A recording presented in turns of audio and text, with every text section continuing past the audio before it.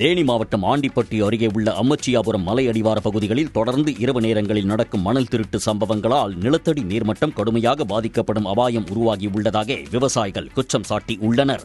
மலையடிவாரத்திற்கு செல்லும் சாலையில் பகல் நேரங்களில் முள்செடிகளால் அடைத்து வைக்கப்படும் நிலையில் இரவில் அதே பாதையை பயன்படுத்தி ஜேசிபி மற்றும் டிராக்டர் உள்ளிட்ட வாகனங்கள் மூலம் மணல் திருட்டு நடைபெறுவதால் ஆங்காங்கே பள்ளங்கள் உருவாகி உள்ளன.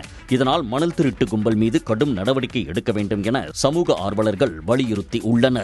சமீப காலமா பாத்துட்டீங்கன்னா எம்சுப்ளாரத்துல இருந்து அமைச்சவரம் போற ரோட்ல செப்பரேட்டா ஒரு பாதை அமைச்சு உள்ள பாத்துட்டீங்கன்னா கிட்டத்தட்ட ஒரு 1000 யூனிட்டுக்கு மேல எடுத்திருக்காங்க. மணல் திருட்டு மண் அள்ளிக்கிட்டே இருக்காங்க. இதை யார் வருவாத்தையோ காவல்துறையோ கண்டுகொள்ளவே இல்லை. இதனால என்ன பாதிப்பும் பாத்துக்கிட்டீங்கன்னா ஏற்கனவே இந்த பகுதி ஒரு வறட்சியான பகுதி தான். ஏன்னா தண்ணி இல்லாம முழுக்க சொட்டு நீர் பாசனம் தான் யூஸ் பண்ணிக்கிருக்காங்க. தொடர்ந்து இந்த திருட்டு மண் அள்ளும் பட்சத்துல அந்த தண்ணியும் இல்லாம விவசாயம் முழுவதும் பாதிச்சு இந்த பகுதியை பாத்துக்கிட்டீங்கன்னா ஒரு வறட்சியான பூமி ஆயிரும்.